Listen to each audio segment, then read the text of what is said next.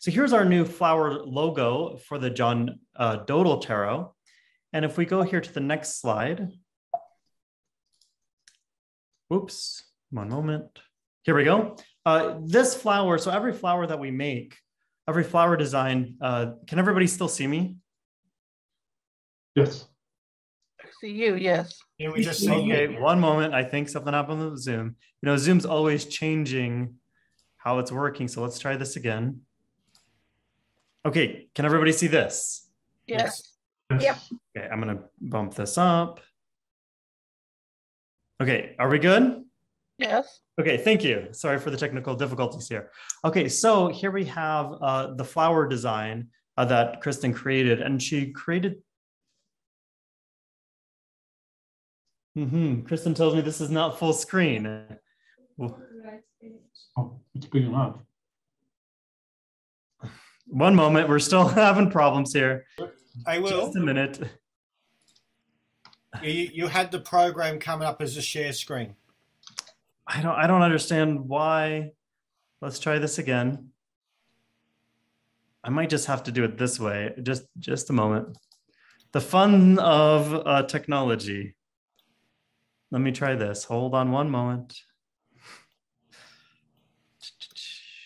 Let me share my screen again. Okay, can everybody see this? Yes. And if I do this, does this look okay for everybody? I think that's as good as we're gonna get. Yes. Can everybody see this okay? Yes. Yes. Okay, it seems like whenever I full screen it, I lose it. So I can easily edit the border out later. yeah, I'm not worried about that. So okay, awesome. So this is our new flower logo from the John Dodal Tarot deck. And this was created from the Three of Coins. And if you look at this card, I just want you to think for a moment what elements we might have taken from to create this flower. Because whenever Kristen creates these flowers, she's always looking at the cards and trying to pull out elements to then create the flower. And so each flower kind of represents this deck. And so I'll show you here, hopefully. Yes. So here are the elements that Kristen pulled from this Three of Coins to then make into this flower. So we have this stem down here. We've got this petal right up here at the top, and then the flower itself. And you can see how at the top here, how she's taken all of those elements. And then if you go down another line, she's starting to transform these. And then if you go one more line down, we've got this beautiful flower.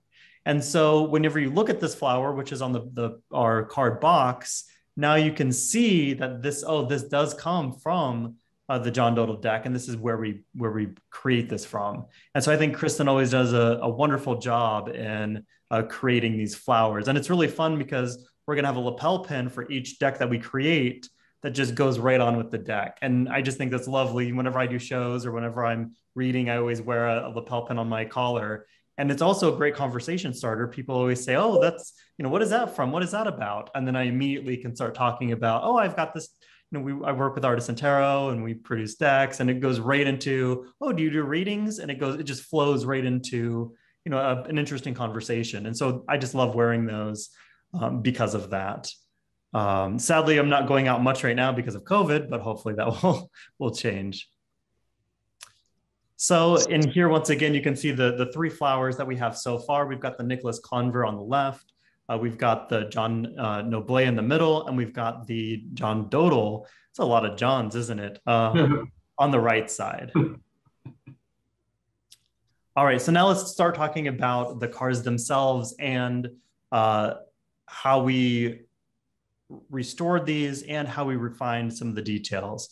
So what Kristen has done here is, first of all, this on the left side is a copy of the original card from the BNF, National Library of France. You can find all of these cards online in their public domain. And so this is the card that she redrew, and we get the card on the right side.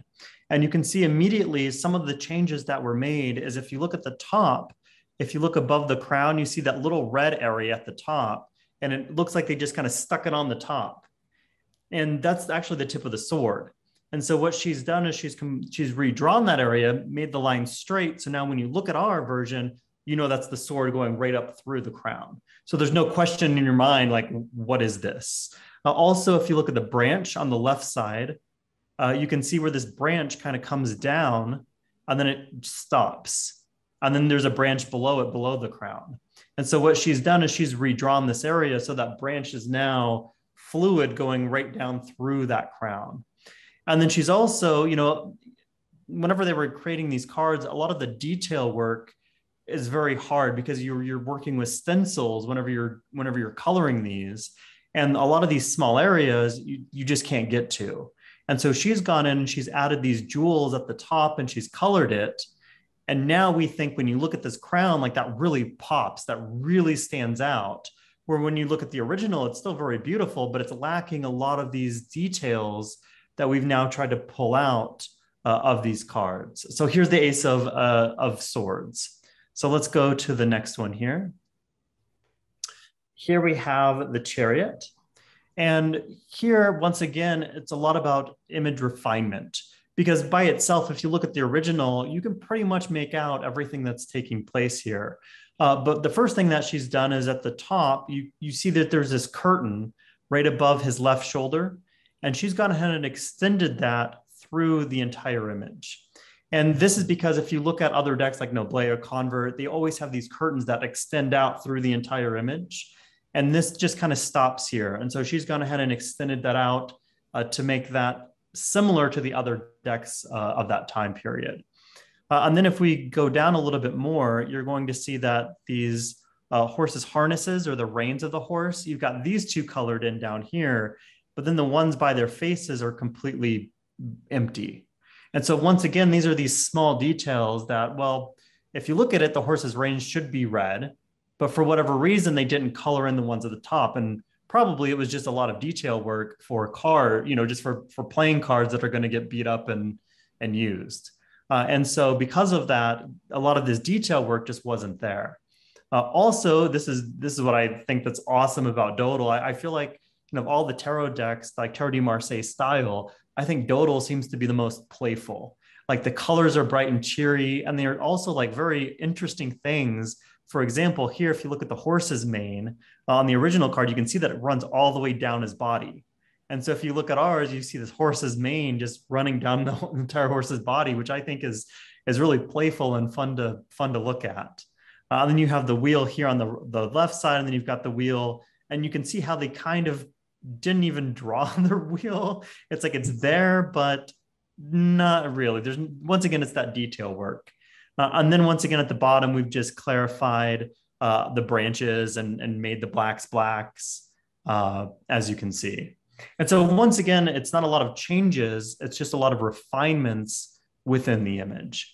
And then also you're going to notice throughout, as we talked about that crown on the Ace of Swords, you're going to see that Kristen adds all of these details to the crowns that are in the card. So if you see here, his crown is just yellow, but you can see that this is a flower up here at the top. So she's gone ahead and made this a flower by adding that red dot in the circle.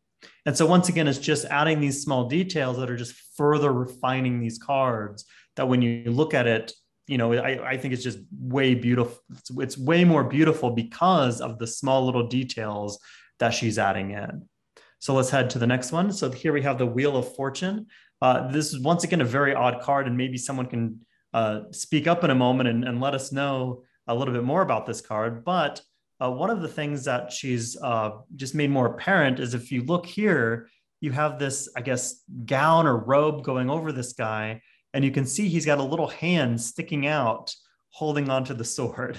And so we've just made this more apparent here. And I just think this is super cute, right? You've got this guy and his arm just, coming out and holding onto this sword. And so once again, we've just made this a little bit more visual for you so you can see what's happening. Also, we've fixed the wheel. So you can see this post runs up and then the post behind it just disappears here. It's just gone, right? It comes up and it's gone. Also, this rod that's going through the wheel just stops. Like there's nothing on this side holding it up. So if you see in our version, Kristen's gone ahead and made this straight. She's put the wheel through, the rod through the wheel. So now when you see that once again visually, you go, oh yeah, you turn the rod and the wheel's going to spin. And so once again, adding these visual elements, so now that this card just makes a little bit more sense to your eye. And once again, you can see how this red is coming around the top of the wheel and it just stops. She's gone ahead and completed this, so it goes all the way around. If you look at the animal on the left, you can see that he's blue and he's got this green on his legs and green on his I guess armor that he's wearing. And when you compare this deck to like Noble, which was about the same time period, a little bit after, but you can see that this character is very similar on Noble and on Dodal. And so what we've done here is we've actually colored the guy blue and added the green armor in here, which to us, just visually, you can now really tell what's happening in this image. Not that the animal makes any sense. I'm still not sure what's going on with that. But just to our eye, once again, you can tell, okay, that's the body, that's the tail, that's the armor that he's wearing. So some clarification here in these details.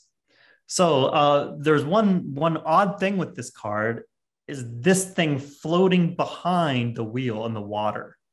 And we have no clue what this is. It looks like a computer monitor, a TV.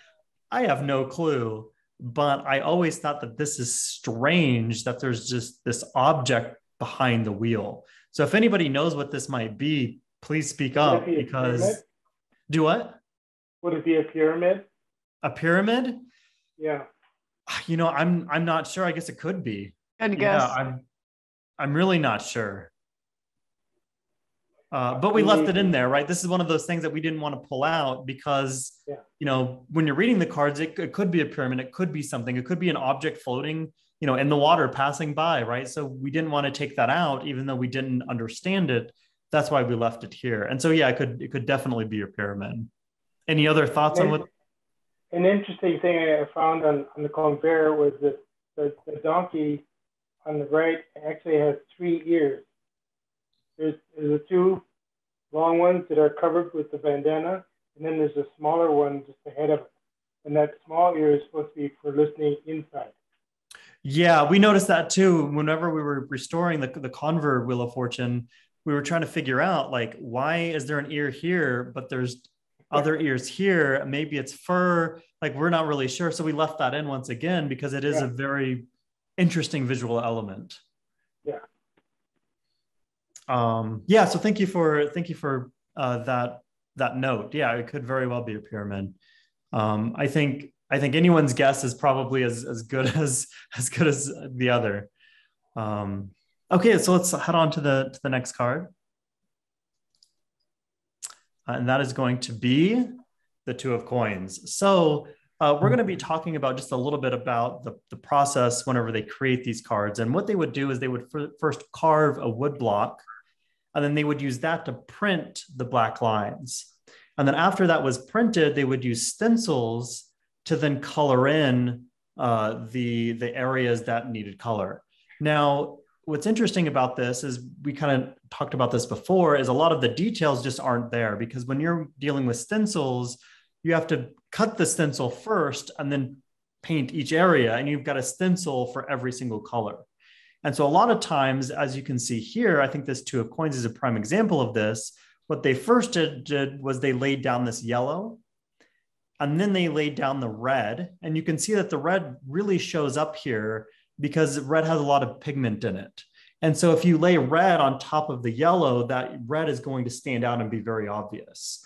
But if you were to lay, for example, this light blue color on top of the yellow, that light blue doesn't have as much pigment in it. So it's going to run and mix with the yellow, especially if you don't wait for that to dry, right? If you're just doing it quickly, that yellow and that blue is going to run together, giving you this kind of green color. And so that's why we've restored this at this blue color, because we believe that this was blue that was added on top. And you can see here, they didn't even cut out the flower at all. They just stenciled this entire area and then just painted over it, right? So there's no details. And so we think it looks best to just do this flower area here and then leave the rest of the coin this yellow. And so that's why when you go through our cards, and this is the same thing in the Convert deck too, why some of the times it looks green but really it's probably blue because when you add that together, when you add that on top, they mix. And so you can see here, we've got the French going around the coin, and it says it's produced in Lyon by John Dodal. And this is really interesting. That is, his name is John Dodal here. And we were, looking at different forums and researching the history and talking with historians and trying to really figure out why this might be. And there's a website called Tarot Quest where they go into a lot of the detail about this card. And I think a lot of the historians think that his name was John Dodal, but this deck was for export, which we'll talk about in a moment. So he added the I at the end to try to sound more Italian. So it's Dodali. And so when you export this, it's now sounding more Italian. And because if we go to the next card, you're going to see his name is right here, John Dodal. And so it's interesting how he spelled his names in two different ways on the Two of Cups versus, the kind of the Maker's card, which is the two of Coins. And you'll also notice something here as well, and that's at the very top, we've got this PLN and this FPE. And once again, just through various research of trying to figure out what this is, many different forums and historians and that Tarot Quest website, they say this PLN probably stands for this French word. This French sentence I'm not going to say because I'll butcher it, but it probably means for the trade. And then below that is that FPE, which is also found on other cards that we'll show you. But this is made for the foreign market is what this translates to. So that this card was for export. And the reason that they would make these cards for export is because they weren't taxed then. Because whenever you're making cards, you were always taxed. But if the cards were made for export, they weren't taxed on them. So I think this is really interesting, that they were making these for export. I wonder how many of these cards stayed within the country and weren't actually exported. That's immediately where my mind goes, because everybody's always trying to, avoid taxes some way, right? So that was just my first thought, is I wonder how many of these decks actually, left the country and how many were there. And this is just speculation on my end, but I think that's something kind of fun to think about. So let's go ahead and go to the next one here, because on these cards, you're going to see that these cards are for export. And you can see this on all of the knights. And if somebody knows why it might be on the knights, I'm really curious to hear this. But you can see on all of the knights here, you've got this sentence above the knights' names, which means made for the foreign market, made to export. And so we've kept this on all of the cards because we think this is a real characteristic of these cards, that these cards were made for a foreign market. And, so this is, across the knights, it's obvious where these placements are, that it's made for export. But if you go to the next series of cards, here we have Force, the World, and the Page of Batons. And what's interesting here is that these words are now on the sides of the cards. And so on these 7 cards, you've got these cards are made for export. And what's also interesting is you don't have the name of the Page of Wands here, because traditionally the Page of Wands or the Page of Batons doesn't have the name in the same spot as the rest of the cards. And so here, instead of saying Page of Wands or Page of Batons down the side, it now has, for export. And so if anybody knows why these cards were chosen, we'd really be interested in the history of that. But maybe that was the easiest place to put them, on the card design. I'm really not sure why, but I think this is just fascinating that these cards were obviously made, for export. Does anybody have any thoughts or ideas on that?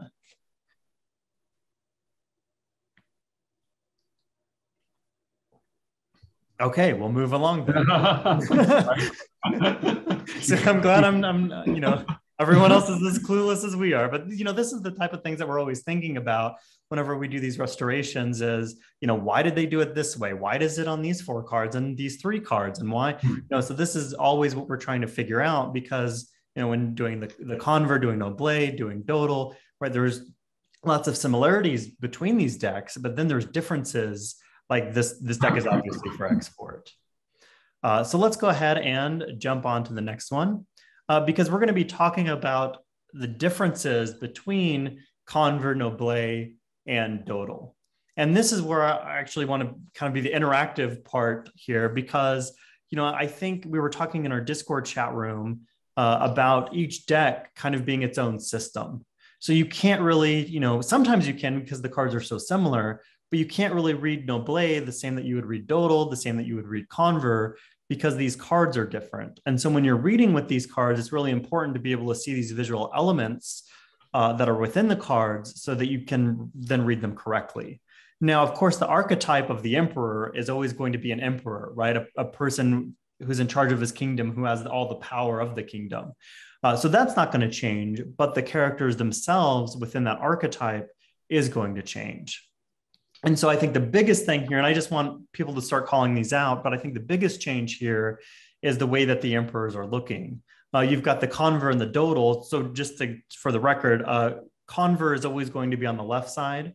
Noble, which is a much smaller deck, that's always going to be in the middle. Then Dodal is always going to be on the right side. So just know Conver, Noble, and then Dodal. So the biggest difference here is just the way that these characters are looking. So in the Conver and the Dodal, they're looking to the left, but on Noble, he's now looking to the right. And so that's a big difference. Another big difference is in Dodal, he's got that 4 in front of his eyes that he's looking at, which is also, I think, interesting with this card, that there's a floating 4 in front of his face. So I'm just kind of curious what other differences you all might see within this card, and how that might affect a reading that you're in. My understanding is that the 4 in front of the face doesn't have anything to do with the number of the card, but it's the carver or the artisan that worked on it. That was his symbol. Say that again. It's the carver and the what? It's the carver or the person that worked on the card. That was his symbol for his work. No, that was the carver symbol. Was the 4, so that they would know that he was the engraver of this deck. Yes. I see, and I've heard that as well. Yeah. Where they would leave their marks, and we'll actually look at this again and the moon, where there's a mark left there, and we'll kind of speculate on what that could be. Yeah, so that's great information. Any other differences that you might see, or things that might be the same within these decks? I was going to say that something about the 4 again. It all depends on the reading. What the question is. Yeah, of course. Yeah. Everything is important. There are no coincidences. So the 4 is important. Mm-hmm. Yeah, definitely. And that's why I think it's so interesting. When you look at the decks, you're going to get a different reading depending on what deck you use. And that's why, if you just memorize the meanings of, the emperor means this, well, this deck is different. Like, I don't really think you can work that way with these decks, because even though it's the emperor, there's differences in these, and it's important to kind of understand these differences and then learn what those differences might mean. And something Dustin pointed out is that you can see the tights are different colors here, and that was during the time period. If you had different colored tights, you were wealthy, you were affluent, and you had style. And so that's why the king here and other characters have different tights that are colored. And it's also interesting that you can see their scepters are all very similar. They all both have the cross on the top. But if you look at the way that they're dressed, you can see the Dodal is like the Conver, because Conver came later, of course, 1760.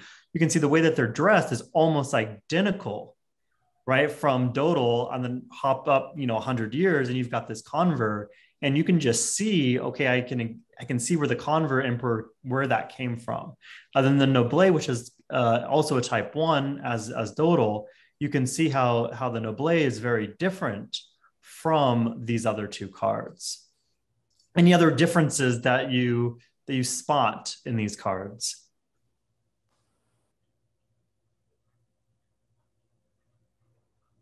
I like the tracks on the shoulder of the Noble. Those are supposed to be goose tracks. Goose tracks. Mother goose, to show that using similar symbolism to the Mother Goose story.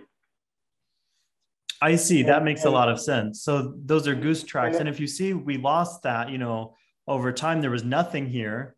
Maybe they just, we only have 2 decks in existence of Dodal. Maybe they just didn't put it on this deck. Maybe there was something always there. And for whatever reason, we just don't have it, on the 2 copies that we have. but I understand that the French word for goose and for bird are very similar, and that's where the language of the birds got into using of tarot. I see. It was a pun on the French word for goose.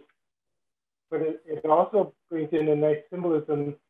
You see a duck swimming on the water, on top of the water, which is the consciousness. He's just as cool, as calm as can be, but underneath he's really motivated. Mm-hmm. And so there was. Go ahead. I've seen those on some decks on the Empress, and then there are a few others that have the goose text on the sleeve. And I think what's interesting. Oh, go ahead. Well, and then, as I understand, in old time France, Middle Ages, they actually had those as patches that they wore on their sleeve for some reason. Of this pattern.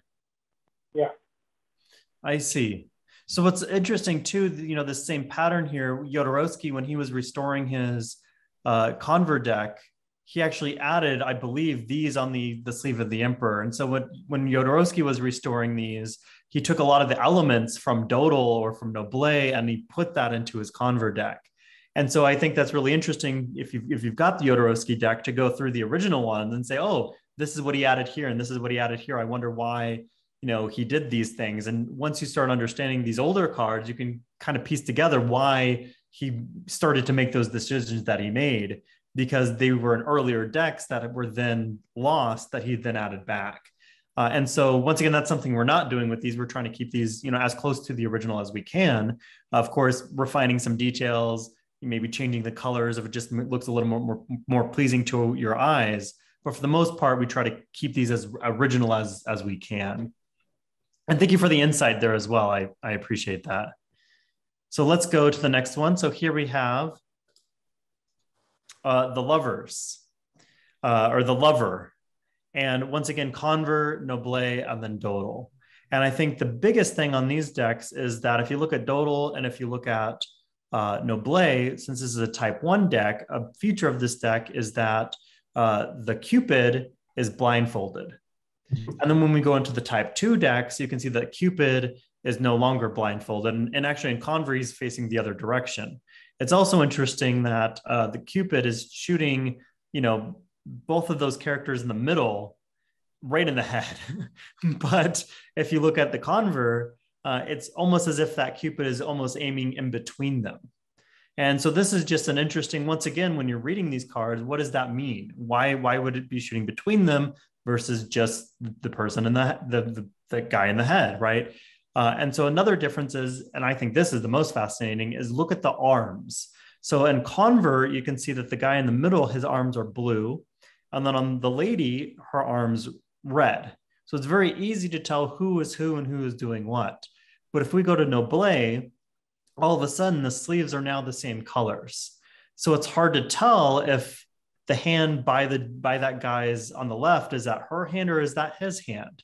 And once again, if you go to Dodal, you can see this again, where their sleeves are green. And so it's hard to tell, what hand is doing what. And I think that's just, once again, it adds, a story element to this, because you're not really sure what's going on, with this. Is it a couple? Is it a separation of some sort? Who knows what this might be. But you can really tell. It's more difficult to tell what that is because these hands kind of get lost in the shuffle. And I think that's a really fun aspect of Noblet and Dodal that's kind of missing from the Convert deck. Does anybody else have any thoughts on the differences between these 3 cards? The thing that always strikes me about this card is the Cupid, the form of the Cupid. that leg and his posterior buttocks are Mhm. so. I mean, when I looked at this card, I thought, this is the beginning of Cubism, because that body doesn't make any sense, right? And try to restore this and try to figure out what's going on. I mean, that's hard. I'm not restoring it is better, because I think that's an interesting addition to this card, is that not realistic body shape. Yeah, and that's why we kept it the way we did, Yeah. because you look at it and it's still like the lines now make sense, but you still really it's difficult to tell really what's going on. Right. And so we could have, taken a heavy hand, a heavy artistic license and completely redrawn it. But, this is, I think, what's fun about this deck is that it is kind of, as you said, cubism, where things don't exactly, fall where they should be. And that kind of makes you think. Right. And I think that's the charm of this deck too, where in Noble, it's a very straightforward Cupid. And in Convert, it's a very refined Cupid, and it's a very different type of style. You also have the Cupid being bald, and then you've got a full head of hair with the Cupid. Right. And the wings are bizarre too, right? Yeah. That one on the right kind of looks like it's a hat that's flown off of somebody. Oh, yeah. Mm-hmm. Yeah. It's very, very strange.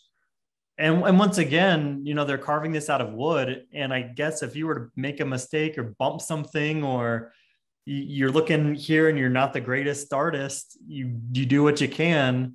And I think Dodal is a much more simpler deck because there's not as much line work, there's not as much detail.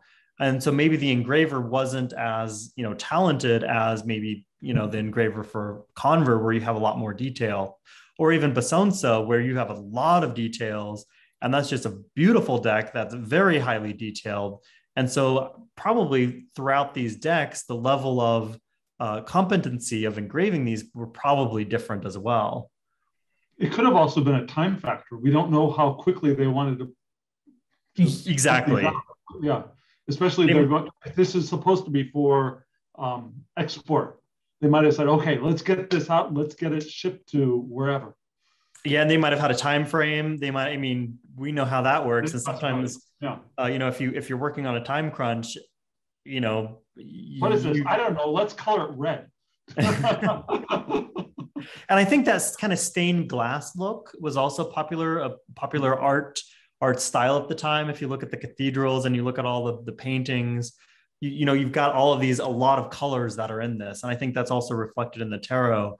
But sometimes those colors just don't make sense. And that's why we have gone in sometimes and fixed some of that stuff for the modern, for the modern person reading these or looking at these. We just want that to just make a little bit more sense, so you're not caught off guard by it. So let's go to the next one here. Let's take a look at the card with no name. And so the biggest difference here is you've got La Morte here in the middle, which now is named in Noble, but here in Convert and in Dodal, they don't have a name. And so once again, this is interesting, where if you go back to one of the first decks, it was named, and now that name was removed. And I think this is, interesting, just in and of itself, where one is named and the others aren't. Also, you can see once again the direction of the skeleton is facing the other way in Noble, but it's facing to the right in Convert and Dodal. And then you just have some interesting color choices with the blue legs of the skeleton. But what I find most fascinating is basically the characters on the bottom, the two heads, are very much the same. You've got except on Dodal where they're switched around, but you've got the king and possibly the queen down here, on the bottom. Mm-hmm. Which I'm sure could represent a lot of things, right? Even the nobility are still susceptible to death, right? What goes up comes down. But I think that this is just just fascinating. We're in the Convert and Dodal, you don't have a lot of color in the foliage there, but in Noble, they went all out on coloring that foliage, which really makes that pop, I think. Does anybody else see any differences or any points with card 13? That red mouth has always intrigued me. Mm-hmm. Mm-hmm. And we have toned down some of the colors here just so that that card will stand out just a little bit more and not be so, I don't want to say garish, but it doesn't pop as much as in the original. So we have toned that down just a little bit, but we think the character is still there in this card. And the red mouth and the red throat, it's very, very fascinating. Yeah. Nutty. Yeah. All right. Any other thoughts on card 13? The flower is cute on the elbow. The flower. Oh yeah, on Noble. Yeah.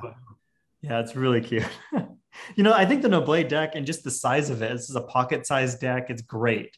And it's got these little things like that, these little details that as you look at it more and more and more, you find these things.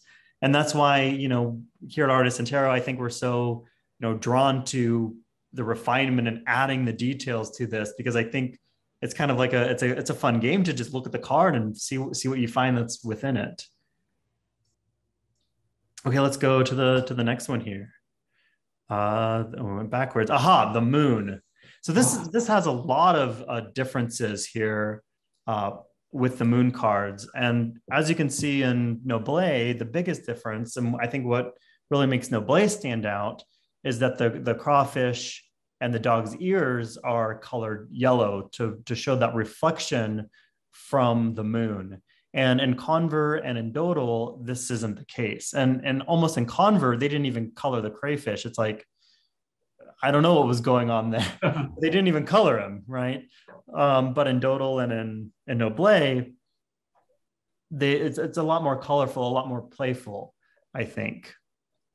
And so those are the biggest difference is that yellow shining and then the color of the crayfish. But also, you'll see down here on the bottom right in this green area of the grass on Dodal, right below the dog's hind legs, you're going to see the initials IP, or that could also stand for JP, which was another engraver or card maker at the time, John Payan.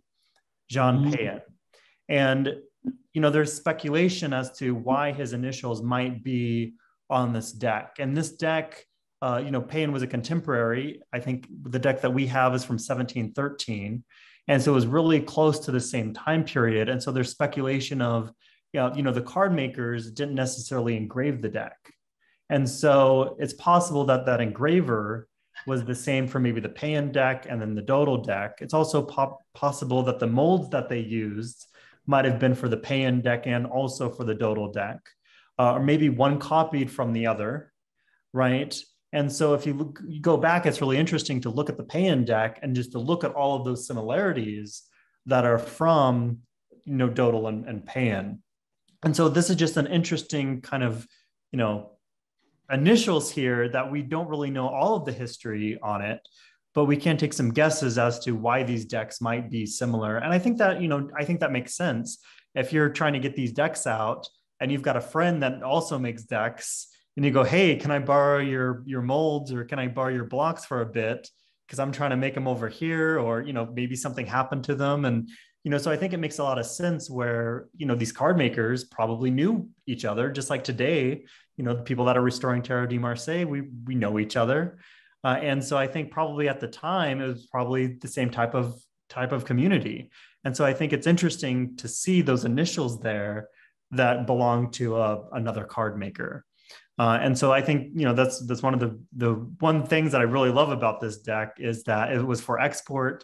We've got initials that shouldn't be there being there. You've got Dodal spelled Dodali and then Dodal. And so there's a lot of mysteries behind this deck as to what might have been, happening behind the scenes. And so that's one of the things that, when Kristen and I restore these, that's what we're really interested in, is kind of this history behind it. And then hopefully once we understand that, we can then make a better restoration. And that's really our goal, is to make contemporary decks, but still carry that history that's so important to these decks. And so that brings us to our next slide here, which is our upcoming decks that we have in the works. So once again, we've got Conver top left, Noble in top middle, and then our Dodal deck that's going to be coming out soon, top right. And then below that on the left, we've got Viville, Jack Viville. And so that deck is completed. It's already at the printers. We've got the hard copy proofs coming hopefully tomorrow. And so we'll go pick those up and start analyzing, kind of like what we did with you with Dodal. We'll start analyzing all of those details that are within that, trying to get it as close as we can to the originals. Now, this deck actually won't be mirrored. A lot of times when people restore these cards, they mirror the majors, they mirror the cards. But because there hasn't been, in our opinion, a full deck restoration of this, we're going to keep it as per the originals. And maybe later down the road, we'll see about something else. But right now, we're going to keep that as close to the original as possible. And then our next deck after that is going to be Jacob Jurger. This is the Tarot di Basonso. And so it's very similar to the Tarot di Marseille, but the main point or the main differences in this deck is that the Pope and the Popus are replaced by Juno and Jupiter. And so once again, when you're reading this deck, you're going to have to read it a little bit differently because I guess the church didn't want those, those images in there. And so to make it more secular, they replaced them with Juno and Jupiter. And so that's a key difference in this deck. And then the final deck that we have, and that's also the Tarot di Basonso is also at the printer. We should be getting the hard copy proofs of that hopefully next week. And then we'll order the review decks to then further refine our work. And so that's already, once again, that's completed, that's at the printer, and we're just waiting for the cards and the whole process, which as you can probably guess, this takes months and months to do these. So it's funny, we're working on Basonso and Tarot di Paris, which is the card on the right, and we still don't have, we're waiting on the printer for Noble, and then we're coming out with Dodal. And so as you can see, this timeline, we're always working, months and months and months ahead to try to stay to our timeline of releases. Otherwise, this would take us years, to get these out. So yeah, the bottom card here, bottom right, this is the Tarot di Paris, and Kristen's working on this, right now as we speak, probably. And so this is the Tarot di Paris, which we hope will follow along with that timeline. I don't remember what we said, but hopefully sometime in June, July, that time frame. But this is, of course, all dependent on Dodal, which we hopefully will raise enough money on Kickstarter to be able to produce this deck for everyone. And then we'll be, once again, onto the rest that you see here. And as everything goes according to plan, we've also got some more interesting projects coming up after the Tarot di Paris. But we're not going to talk about those yet because we've got plenty of decks here to deal with as we are. So that brings me to my last point here. And we've got the John Dodal Tarot coming out on Tuesday, I don't even know what month I'm in anymore, Tuesday, January 18th. So this is when our Kickstarter is going to begin. We're going to have, of course, the lapel pin. We're going to have an altar cloth. We're going to have, of course, the deck of cards. And Kristen is in the process of making a lino cut print of strength for this deck. And that is very similar to how the original cards were created. She carves it out of lino, and then she prints each color individually for this print. And so that's also going to become available on Tuesday during this Kickstarter. So that's kind of it for the presentation, but I would love to open it up to questions. If anybody wants to talk, or if anybody has any questions about the restoration process, about specific cards, I'd be happy to just open it up and chit chat for a few minutes and answer any questions that you might have about anything, really. So let's open it up and talk for a moment. On the bottom middle deck, where we have Juno and Jupiter. Yes. Would it be possible to have alternates, like a priestess and a pope, to go with it, so that where the reader could put in either pair if he preferred one or the other? So we're trying to keep this deck as true to the original as once again as we can. And I think that's one of the features of that deck, is that Juno and Jupiter are replaced. And even if we were to make alternates, I don't even know how we were to do that, because we don't know what that would look like in that style or with that deck. And the Jacob Jerger deck is it's more stylized than probably any of the decks that we've done so far. And so just because we want to keep that as, true to the original as possible, I don't think we're going to be adding any alternates or anything like that, just because we do want to stay true to the artist intention. But that's a good question. I see Cosette raised her hand. You can go ahead. Thanks. So I just have a question about the colors of the faces. Some of the decks have white faces, some of them have flesh colored faces, and which they may have their hands or legs also in flesh colored while the faces are white. And I know that most of the time you're trying to stick to the original spirit of the cards, but you're also refining and making some changes in terms of colors and lines. So where do you sit on the faces, I guess? I noticed that even when you showed the 6 cards of the 6 fools, there was a difference there. Yeah, so it's actually, this is actually one of the changes from the review decks. We do try to stay as true to the originals as we can, but sometimes it just makes more sense to do it one way or the other. So here's an example of Le Bachelor. Which way am I going? Where's my camera? So here's an example of Le Bachelor, and this was sent out to all of the reviewers. And in this case, we kept the faces a different color than the hands, if you can see this. Mm-hmm. But going through, we were talking to Marilyn from Tarot Clarity. Sadly, she couldn't be here with us tonight, but she sent us a message saying, "Hey, this doesn't look right. Why is this?" And so let me find you this card. Yeah, so it was this card, and you can see this hand is really blown up here.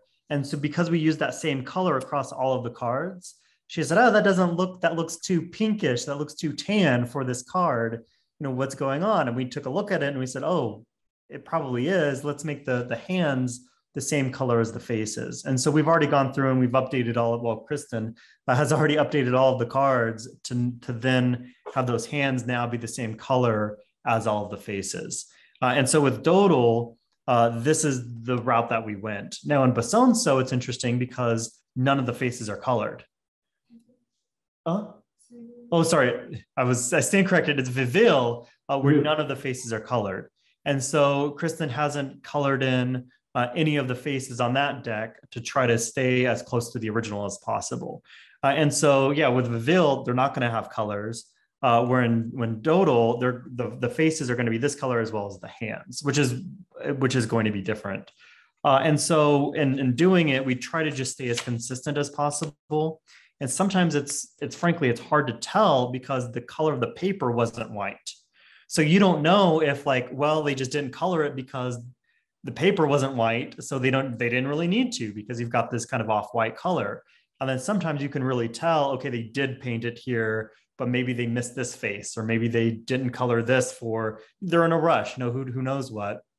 So our goal is to maintain that consistency throughout the deck. So when you're going through it, someone's not colored and you go, well, what happened here? Oh, Artisan Tarot must have forgot to color this area, right? I think that's what people would think. They're being sloppy, why didn't they color this? And so once again, we're just trying to maintain that consistency just across the board. Does that answer your question? Yeah, I think so. I mean, for me, I've always wondered too, sometimes why some of the decks just have faces that they're completely white. They're not even the same color of or even a shade lighter than their hands, for example. They're just completely white. Yeah, and the white skin tone was supposed to indicate purity, mm-hmm. innocence. Thank you. Yeah, I think it's another hypothesis, I guess, was the canonical decks, because I've spoke to Wilfred Hoodwine, and his Millennium Tarot, all the faces and the hands are white. So because he, in his beliefs, based on his research and what he does, it's all about the canon of this, I guess, that he follows prior convert, but it's a blended thing that he believes was lost. But again, we just don't know. There are so many things we don't know. Yeah, and so I think a lot of it, some things we can kind of take an educated guess at, but I think a lot of it is kind of just speculation. And it's like, okay, well, as a restorer, do you go with the originals? Do you try to make it look a little bit nicer for today's audience? And so, I think that sometimes it's a struggle, all the time. We're like, okay, do we change this? Do we leave it like this? Do we, and I think the end, result is all about, just consistency. What we do on this card, we want to do in this one, and we want to do in this one. Now, sometimes you'll notice that doesn't always happen. Maybe someone, I think in Noble, the hand, all of those characters are the same color for Judgment. When they're praying like this, right, they're all the same color, and so it would have been weird to change the color of the hands when they're all already naked. And so there is some variation to that, but for the most part, we just try to keep that consistent. We say, okay, most of the faces are this color, so we're going with this, or most of the hands are this color, so we're going with this. And in Viville, nothing's colored. We think that was on purpose, so that's how it's going to be. Yeah, and I just had a quick question about the Dodal. Did you, because there are 2 copies of Dodal available right now, right? I mean, 2 copies, 2 originals in London and in the National Library of France. So did you look at both? Because I think I don't remember, it's either aces or pages. They slightly differ from the French one and the one that kept in England. Yeah, so what we do is we try to stay with one deck. So like Jacob Jurger, there's, I think, 2 of those available, but we, for the most part, try to stay with one deck. And so for the Dodal, we tried to stick with the one at the National Library of France. However, sometimes there's lines just don't make sense, or there's something that we wish we had another copy of this because we don't know what's going on. And so then at that point, we go back and we look at the other copy that's in the British Museum, and we try to match them up and try to figure out, okay, what might be happening here that's happening here. And sometimes I kind of feel like the one at the National Library of France is a better copy than the one at the British Museum. Just the lines are a little bit easier and clearer. But sometimes we did go back and forth to try to figure out what might this mean, what might this be. So I think, I would say most of the deck is from the National Library of France, but there might be some elements that we couldn't recognize or we couldn't make sense of that we pulled from the British Museum. And then, sometimes with coloring, it's the same thing. If like Basonso, we kind of like the coloring on one of the decks better than the other deck. And so we kind of, use that coloring for the deck instead of the one that we were working on. But once again, could these pigments have even been the same color? Like if you're mixing that quickly, like one deck is going to be different from the next deck is going to be different from the next deck. And even when you print, if you press the block and you don't get a clear print of that, lines might not show up, or it might look like some parts of that is missing just because they didn't add paint there. And so because of those differences, it's always good to have 2 copies to try to compare and contrast and see what's what. But I think it makes it really fun and interesting, because even like with 2 Dodal decks that they're supposed to be the same, but they're not.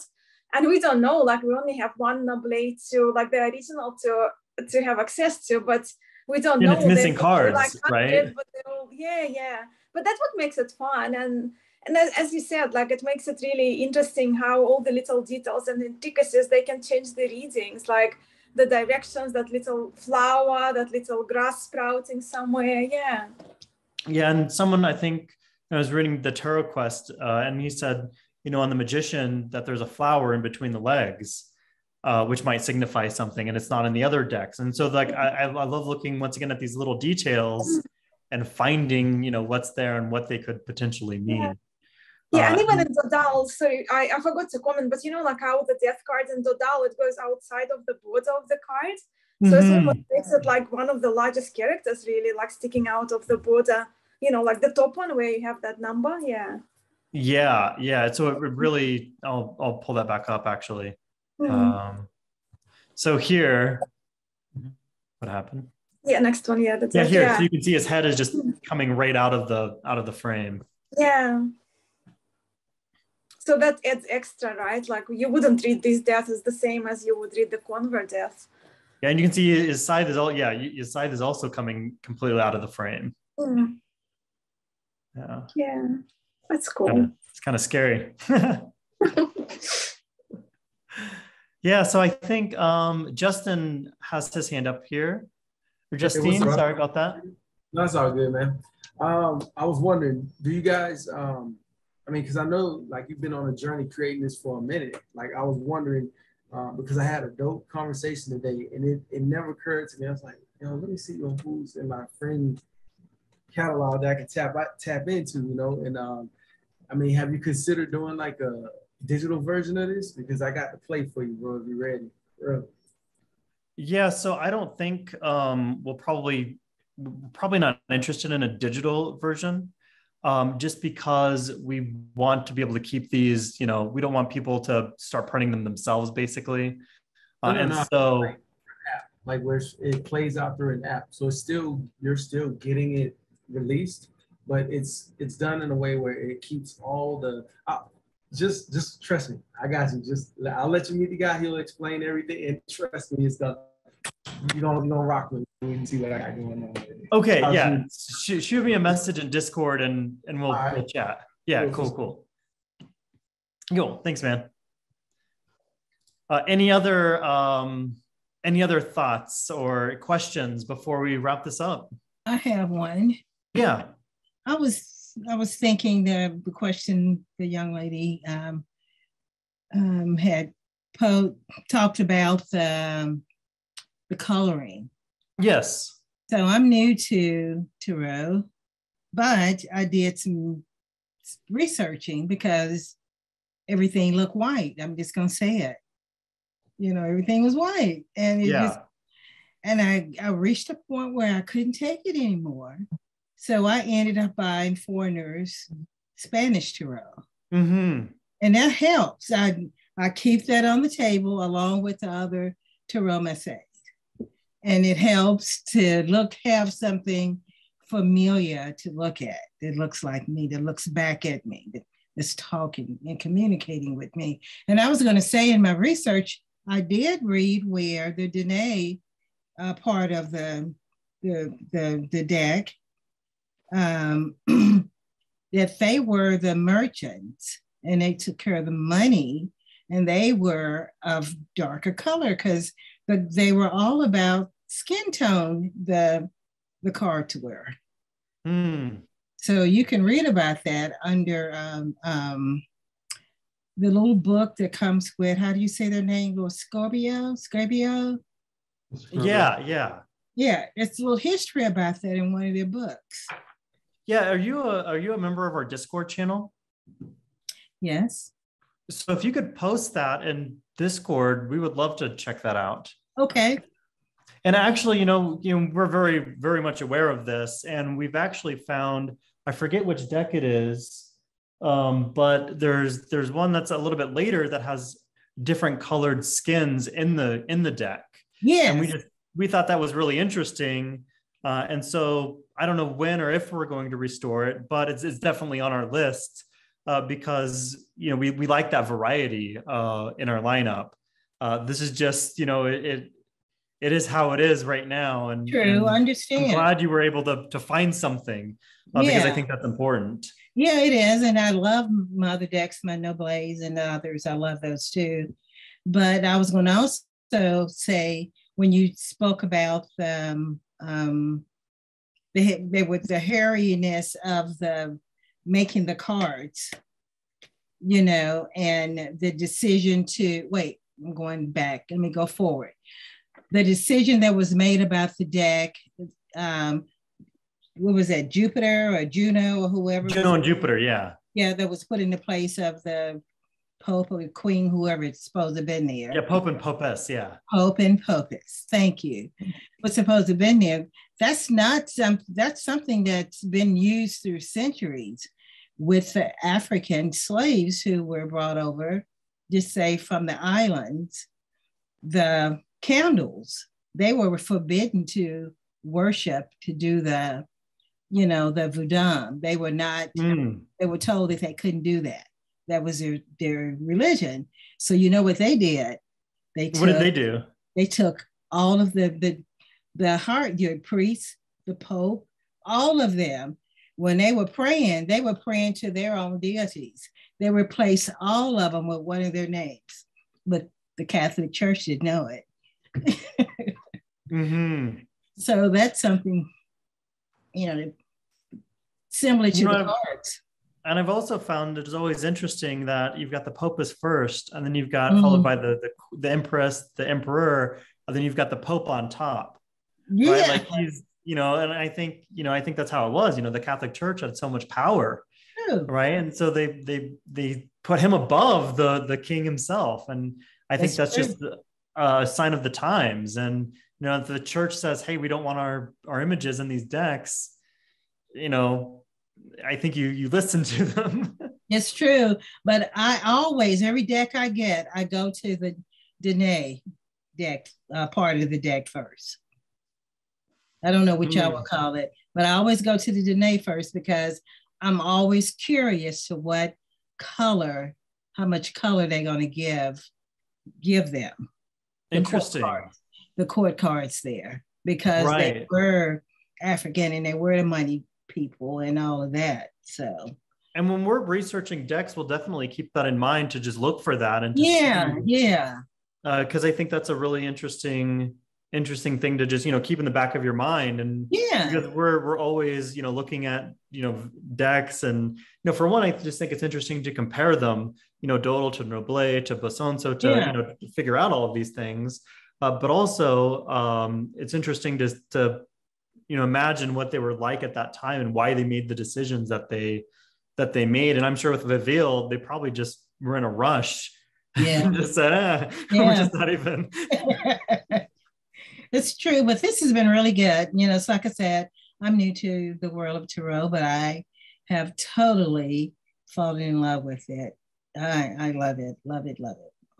Yeah, and feel free to, we've got a good group in Discord, so feel free to join in the conversation. I know we've got some people posting about a lot of different things, some related to tarot, some not so related to tarot, but that you can still relate to it, and it's been really great. So does anybody have anything else before we wrap it up? Yes, I believe we've got Derek here.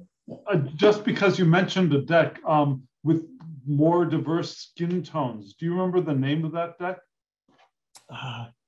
The one with the more diverse skin tones in it. Do you remember that? I'm talking to Kristen right now. Kristen's right here. So you got me curious, and I wanted to go. Yeah. Do some research. Did we post that or save that to any list? Is it? I can find it and link it later. Yeah. Are you a member of our chat room? Yeah.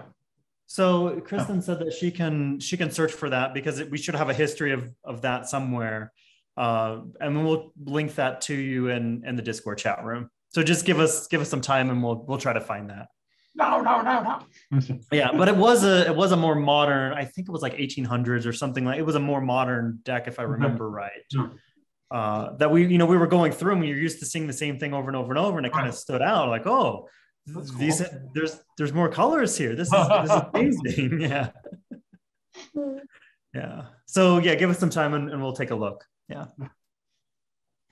Any other questions or comments about anything at all before we wrap it up?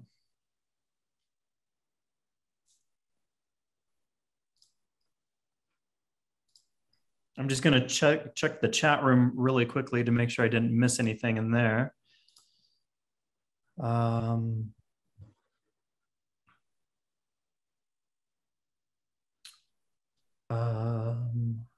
Just one moment, just reading through here, things I missed.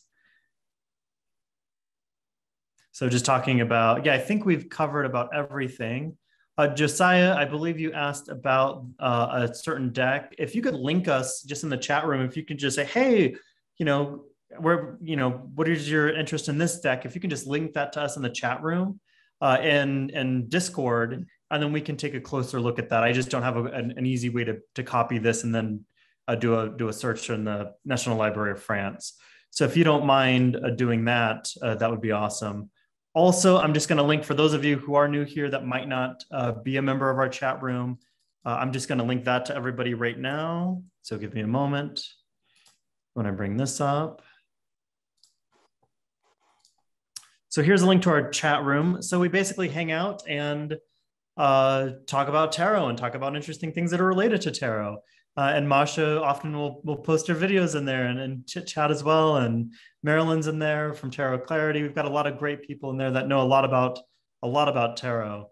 So feel free to join us there and hang out. I believe that's all, unless we have any last minute questions or thoughts. Okay. I just wanted to say, sorry, yes. I just wanted to say how excited I am about Tarot de Paris, because even like having seen the full cards, I already see so much detail. And last year, it's not 2021 anymore, I fell in love with Tarot of Paris. But my thing was that is kind of, you really need to, like, I have magnifying glass and everything, you know, and it's really, really hard. And like what you've done already with the full, it's really, really exciting for the tarot world to have this historic deck again. Like, I mean, we have Reveal Noble around 1650, and then we'll have Tarot of Paris coming up. That's very, very. And we're the same way, you know, we're like this. Yeah, I know. Trying to figure out, like, what is this line and what is this line and what is this, and but usually this amazing work for us. We just kind of look at it like, first of all, looking at his face, brilliant.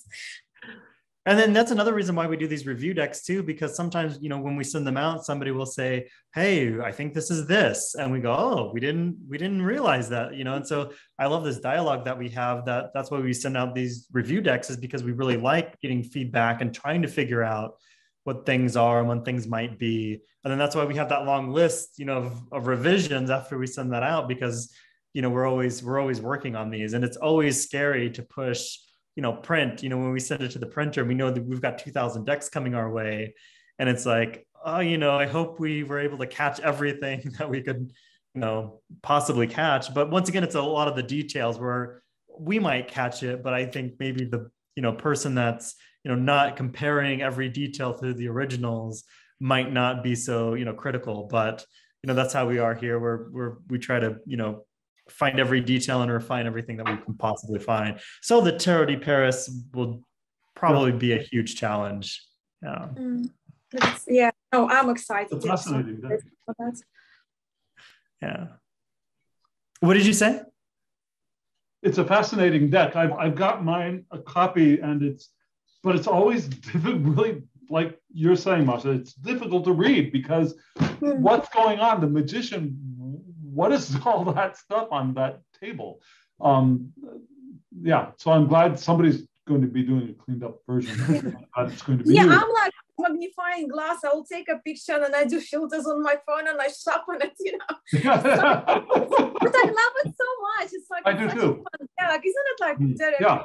I love having the astronomer there in the yeah. The astronomer is one of our favorite cards, right? Yeah. And don't we have the woman with the distaff in one of the cards as well? Is that in that deck? You have the one with what is she doing? The lady in Reveal we have the moon. She's sewing. She's putting the thread. She's taking it from the cotton ball and then turning it into thread. Wool, yeah. And then so she's sitting there like this, and then, you know, to figure that out, Kristen, you know, got online and was like, what is she doing? And started looking up, you know, things that she could possibly be doing. And then she found a video of a lady doing this. And she's like, oh, that's exactly what she's doing. And then because she had that knowledge, then she could take that into the card and make that line go all the way down to the, because it kind of just stops. And then if you remember, there's that lady has a stick that looks like the stick is just going into her stomach. And it's like, what is this? But really, that stick's under her arm, and she's got the wool up here, and then she's threading it into the yarn.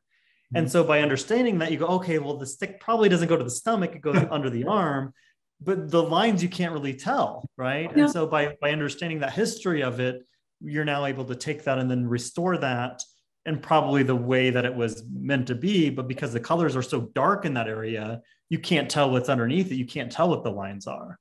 That's another thing. The colors are so dark, and they smudge over so much of the image that Yeah, yeah. And you know, lightning, I don't know if you remember that card with the tree and the Oh, the yeah, sheep. yeah, yeah, yeah. Oh my God. Like that card, Kristen was, you know, That's a looking, you know, tree. I think that's the sheep's butt, and I think that might be a head. And yeah. And so I think that you'll be surprised. We're not ready to share it quite yet, but I think you'll be surprised by, you know, what we have going on. And the reason is we really need to focus on Dodal, get this out, print this, and then we can, you know, move on to the next one. So hopefully this will be a huge success. Will then allow us to then, you know, continue on our tarot journey. And you wouldn't believe, you know, this stuff, it costs so much that we're actually having to increase our Kickstarter campaign this next time around, just because we've never, you know, put the accurate amount of, of how much this stuff costs. Just because we want to make sure we can hit our goals, but we need to just increase it a little bit just to, you know, make sure we do have our costs covered. Yeah. Are there any? We've got a great community that supports us, and so we're really excited that everybody does, you know, love the decks as much as we do. So we appreciate everybody. And hopefully with Dodal, because for me, like, look, I love my Noble, but Dodal remains one of the main readers when I read for people. It just, and many of my friends who read Tarot de Marseille, Dodal is the go-to. So hopefully, like, the campaign goes successful and everyone, enjoys it as much. And I think Dodal is a much, like I was saying earlier, I think it's a more lighthearted deck. You know, with Noble, you've got a lot of the dark colors, you've got a lot of the, you know, it's just the characters don't seem as happy. And then in Dodal, you've got the, you know, the guy on the lover who just looks high as a kite. You know, I don't know if you remember it, he just looks high. And you're like, oh, this guy's having a good time. You know? And so I just like that about Dodal, is just that playfulness of it. Yeah. And the eyes are everything. Yeah. So I think we're gonna wrap it up. Tony B, that's a great idea. We'll be looking into that. We see what options might be available. So thank you for your comment, Tony. And that's it for us tonight. So we really appreciate you being here, kind of going through the cards, going through our refinements, the details that we've added. And we're going to be doing this again soon, probably around when the Kickstarter launches. We'll be talking about some of those products, but this, we really just wanted to talk about, you know, the cards themselves and the joy that we have restoring these and creating these for everyone.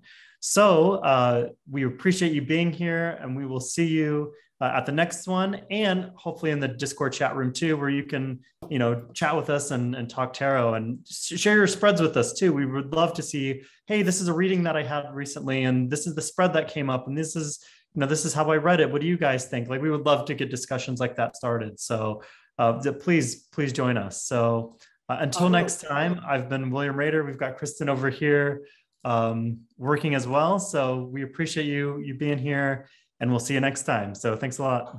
Bye. Peace and plan. Thank you very much. See you soon.